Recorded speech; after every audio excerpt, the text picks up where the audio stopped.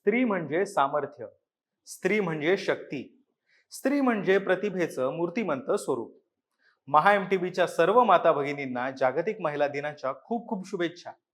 स्त्री दिनाच्या निमित्ताने स्त्रियांच्या कार्याचा गौरव आपण सर्वत्र अनुभवत असतो. अत्यंत प्रतिकूल परिस्थितीमध्ये संघर्ष करत अनेक महिलांनी वेगवेगळ्या क्षेत्रांमध्ये आपल्या कार्याचा ठसा उमटवलाय. आज मितीला वेगवेगळ्या देशांमध्ये स्त्रियांच्या हक्कांसाठी कायदे करण्यात आले आहेत. त्या कायद्यांची प्रभावी अंमलबजावणी केली जाते. आपल्या अंगभूत कौशल्यांचा विकास करत गरुड झेप घेण्यासाठी आजच्या महिला सज्ज झाल्या आहेत. काळाच्या ओघात जगाच्या पाठीवर प्रगतिशील विचारांचे वारे वाहू लागले.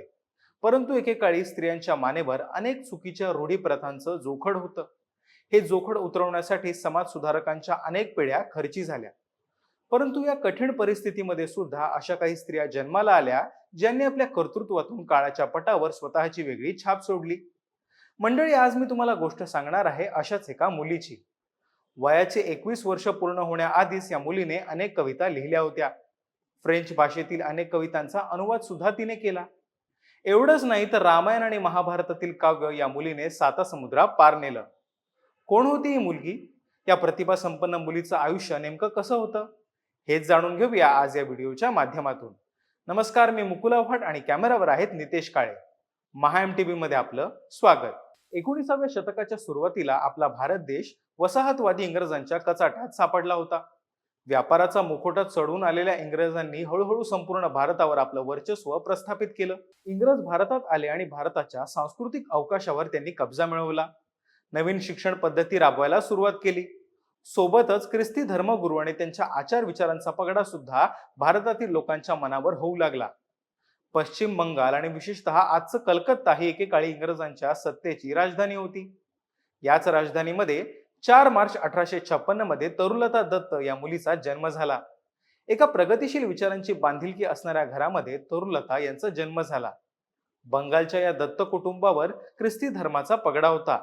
म्हणूनच 1862 मध्ये दत्त कुटुंबियांनी ख्रिस्ती धर्म स्वीकारला.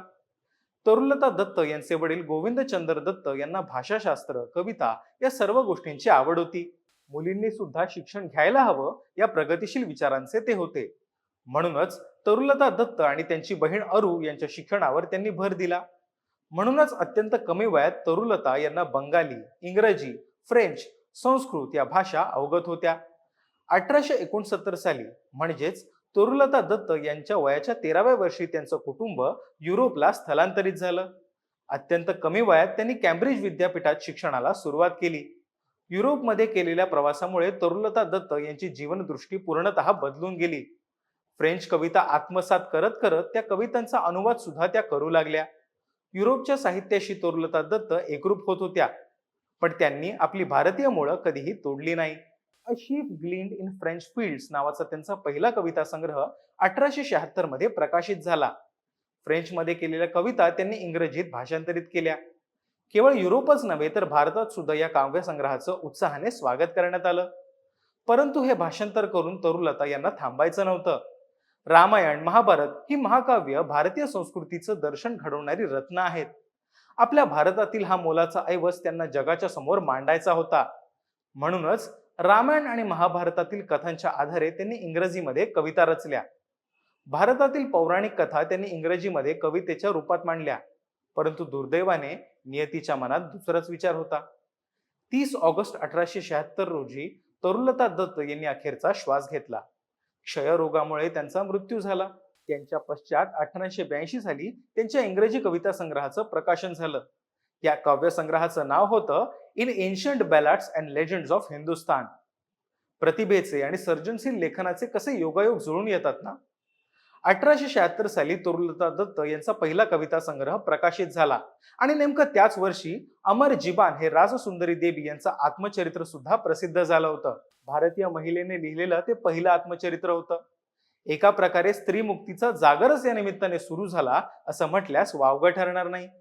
तरुलता दत्त यांनी त्या काळात आपल्या प्रतिभेचा ठसा उमटवला ज्या काळात स्त्रियांना समाजात दुय्यम वागणूक दिली जायची. भारतीय जनमानस हे मुळातच दुय्यम आहे. भारतामध्ये चांगल्या दर्जाची साहित्य निर्मिती होत नाही असा एक वसाहतवादी विचार त्या काळात प्रचलित होता. तरुलता दत्त यांनी या विचारांना छेद देत साहित्याचा साक्षात्कार घडवून आणला. तरुलता दत्त यांचं आजच्या काळात नेमकं महत्व काय? मंडळी, तरुलता दत्त यांनी अनेक अडथळ्यांवर मात करत आपली प्रतिभा शब्दबद्ध केली. भारतीय संस्कृती आणि पाश्चिमात्य संस्कृती यांना जोडण्याचा प्रयत्न त्यांच्या लेखनाच्या माध्यमातून पार पडला. इंग्रजी भाषेत लिहून सुद्धा आपल्या मातीत आपले पाय घट्ट रोवून आपण उभं राहू शकतो हा विचार त्यांनी आपल्याला दिला. तरुलता दत्त कमी वयात आपल्याला सोडून गेल्या, पण त्यांनी केलेल्या कामामुळे पुढे अनेकांसाठी त्या दीपस्तंभ ठरल्या. तरुलता दत्त यांची जीवन कहाणी तुम्हाला कशी वाटली हे आम्हाला कमेंट बॉक्समध्ये नक्की सांगा आणि महा एमटीबीच्या युट्यूब चॅनलला सबस्क्राईब करायला विसरू नका. धन्यवाद.